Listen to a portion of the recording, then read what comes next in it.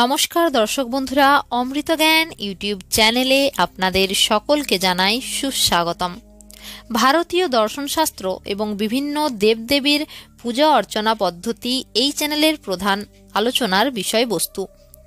আজকে আপনাদের সঙ্গে যে বিষয়টি নিয়ে আলোচনা করব তা হলো খাবার খাওয়ার সময় আমাদের সর্বদা কোন দিকে মুখ করে বসে খাওয়া উচিত এবং মাসের কোন কোন দিন কোন কোন খাবার খাওয়া আমাদের শরীরের পক্ষে একেবারেই উচিত নয়।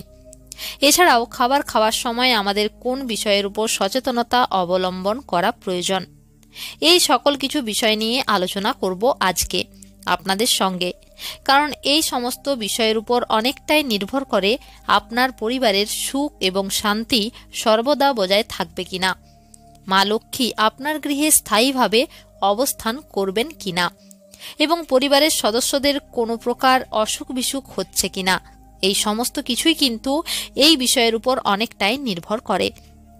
তাই বন্ধুরা, যখনই আপনি আহার করবেন এই বিষয়ে অবশ্যই সচেতনতা অবলম্বন করুন। আশা করি এই লেখাটি থেকে আপনি সনাতন ধর্মের অনেক কিছুই জানতে পারবেন এবং সেগুলি নিজের জীবনে প্রয়োগ করতে সক্ষম হবেন। বন্ধুরা, ভারতীয় সনাতন ধর্ম অনুযায়ী এক এক দিকে মুখ করে খেতে বসার এক এক রকম ফল রয়েছে। আমাদের জীবন ঠিক কতটা ভালো কাটবে তার কিছুটা হলেও নির্ভর করে আমাদের এই দৈনন্দিন চলাফেরার উপর। আমরা দৈনন্দিন চলাফেরার মধ্যে না জেনে এমন কিছু করে ফেলি যা অনেকাংশেই আমাদের জীবনকে বিব্রত করে ফেলে। অনেক চেষ্টার পরেও এর কারণ আমরা একেবারেই বুঝতে সক্ষম হই না।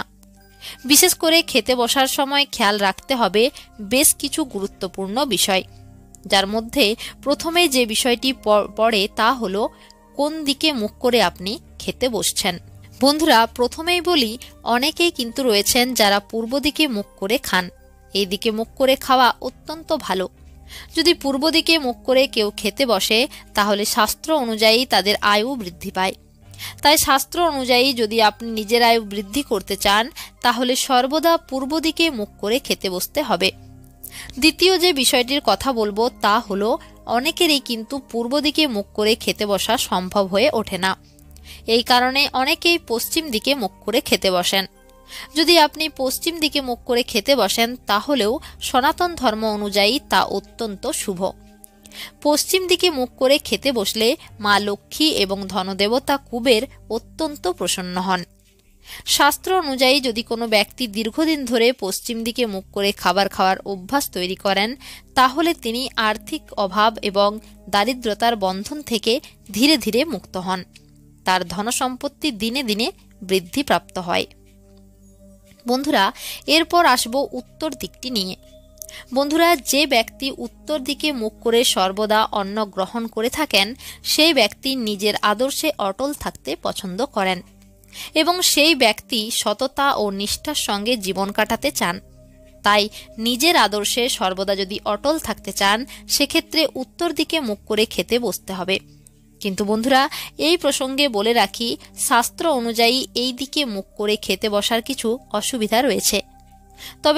তবে সেই অসুবিধা আবার সকলের ক্ষেত্রে নয়। যাদের সন্তান রয়েছে, অর্থাৎ আপনার যদি সন্তান থেকে থাকে, অর্থাৎ সন্তানের মা কিংবা বাবার উত্তর দিকে মুখ করে খেতে বসা অনুচিত। এতে সন্তানের অমঙ্গল হয়। বন্ধুরা, সর্বশেষ আসবো দক্ষিণ দিকের বিষয়ে। যিনি অত্যন্ত যশ ও সম্মানের অভিলাষী হন তিনি অবশ্যই দক্ষিণ দিকে মুখ করে খাবার খেতে বসবেন। তবে এক্ষেত্রেও শাস্ত্রের কিছু বিধিনিষেধ রয়েছে। শাস্ত্রে বলা হয়েছে মা এবং বাবা বেঁচে থাকাকালীন অবস্থায় দক্ষিণ দিকে মুখ করে কখনোই খেতে বসতে নেই। বন্ধুরা, শাস্ত্র অনুযায়ী এই বিষয়েও উল্লেখ রয়েছে যে আমরা যদি প্রতিদিনের নিয়ম মেনে সঠিক সময়ে স্বাস্থ্যকর খাদ্য গ্রহণ করি তাহলে বিভিন্ন রোগের প্রকোপ থেকে রক্ষা পাব। এই সকল নিয়মের মধ্যে একটি রয়েছে, যেমন প্রতিপদ তিথিতে কখনোই চাল কুমড়ো খেতে নেই, অন্যথায় অর্থহানি হয়। এছাড়াও দ্বিতীয়াতে পটল খেলে শত্রু বৃদ্ধি পায়।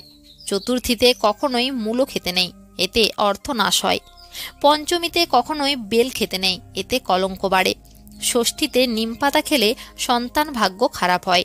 সপ্তমীতে তাল খেলে স্বাস্থ্যহানি ঘটে। অষ্টমীতে নারকেল খেলে মূর্খতা প্রাপ্ত হয়। দশমীতে কখনোই কলমি শাক খেতে নেই।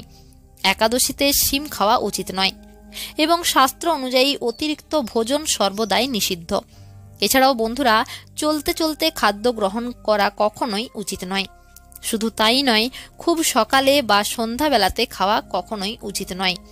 বন্ধুরা, সর্বশেষে খাবার পাত্রে একটু উচ্ছিষ্ট রেখে তবেই খাবার পাত্র ত্যাগ করা উচিত।